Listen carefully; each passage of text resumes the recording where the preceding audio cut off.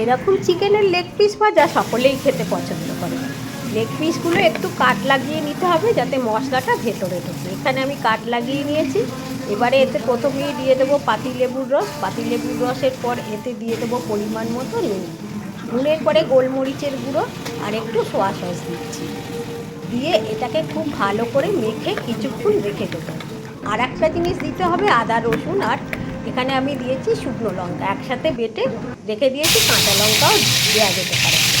এবার কিছুক্ষণ পরে সাদা তেলের মধ্যে লেগ পিসগুলো দিয়ে দিলাম আর সেই মশলার মিশ্রণটাও দিয়ে দিয়েছি। দিয়ে ভালো করে নেড়ে চেড়ে এতে আবার দিয়ে দেবো একটু আদা রসুন আর কাঁচা লঙ্কার পেস্টটা দিয়ে নেড়ে চেড়ে একটু ভালো করে ভেজে নিয়ে ঢাকা দিয়ে কিছুক্ষণ রেখে দিতে হবে গ্যাসটা লোতে করে। এখন দিয়ে দেবো স্লাইসড পাপরিকা। আপনারা এখানে পাপরিকার পাউডারও দিতে পারেন, আর সেজওয়ান সসটা দিয়ে ভালো করে এটা নেড়ে চেড়ে একটু হাই ফ্লেমে ভেজে নিলেই একদম রেডি। অসাধারণ সুস্বাদু এটা খেতে লাগবে, সকলকার খুব ভালো।